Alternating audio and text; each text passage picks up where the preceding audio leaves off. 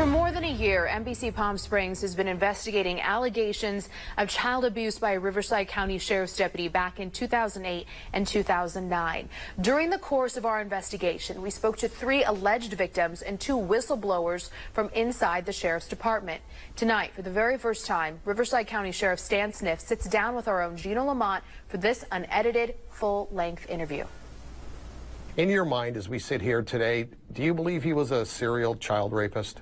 I'm not sure that we have any evidence that supports that. We would certainly never dismiss that if some evidence or witnesses came forward to that or other victims, but we don't have any evidence of that. So that'll be one of those things for the ages that will not be known. Are you satisfied now, looking back, with the way that the case was handled at the time? Yeah, I think all of us, including a lot of other folks, including from the allied agencies that serve as kind of our checks and balances, I think all of us have concluded that with the information that we had then and the information that we've looked back at from this perspective from almost a decade later, it was very thoroughly handled, and we spent about 9 months on that investigation, did an enormous amount of work, and committed an enormous amount of manpower to do interviews of everybody that would seem possible at the time might be involved in it or would have information germane. Obviously, this was a bad cop doing horrible things to kids in a county-provided RV. Was there ever any concern on how that would reflect, frankly, sir, on your department? Not really, and if you look at the history of the Riverside County Sheriff's Department, even under prior sheriffs, we've taken great pains to police our own and be as objective as we possibly can. And I've personally been involved in oversight of cases that just smell bad, but we end up having to do what we have to do. And so we try very hard to handle all our cases as objectively as we possibly can.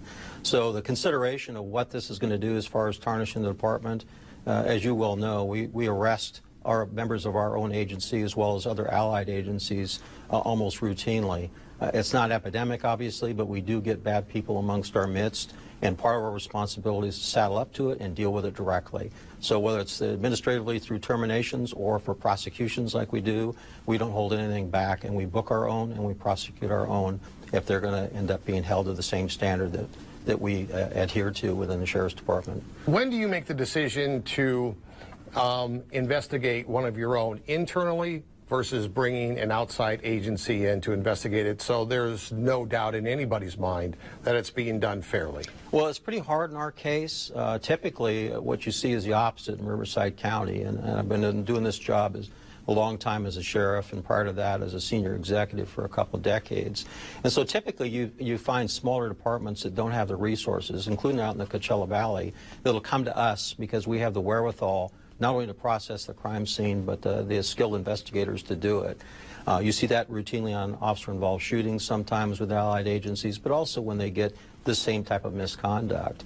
And it's really hard to reverse course on that. The only other agency that could probably end up doing that well objectively for our department would be something the size of Riverside Police Department. As you know, most of them are much smaller than that. So the question comes down to, can you do a good job of investigating your own? And I think the proof's been in the pudding, because this department has adhered very strongly, including, as I mentioned earlier, the booking of our own employees. We don't hold anything back from doing that. We closely work with the district attorney, obviously, because we don't want to mess up their case as far as getting a successful prosecution. But we have the power and the wherewithal, and we've had a track record of being very objective on policing our own. How involved as the sheriff would you be in a decision to arrest or not arrest one of your own? Typically, I'm not going to end up, the case agents will end up driving that. And as I said, there are checks and balances in the criminal justice system. Specifically, our attorneys are out of the district attorney's office, and our case agents, and that's why you see rarely us getting involved in the specifics of a case, because one, we don't want to compromise the case, and secondly, you're too distant from it. So the case agents, the detectives, the sergeants that oversee those case agents, sometimes a lieutenant, or rarely even a captain becomes involved.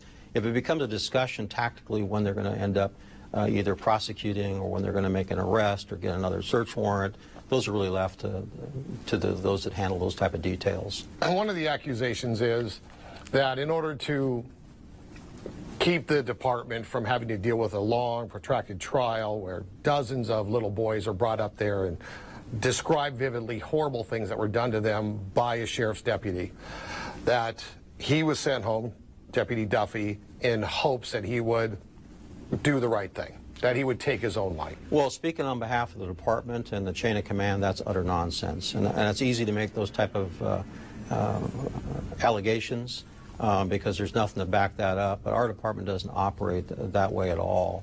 Our job is to solve the case and identify and talk to all the victims that are involved, as well as all the witnesses, and to secure that case for a successful prosecution.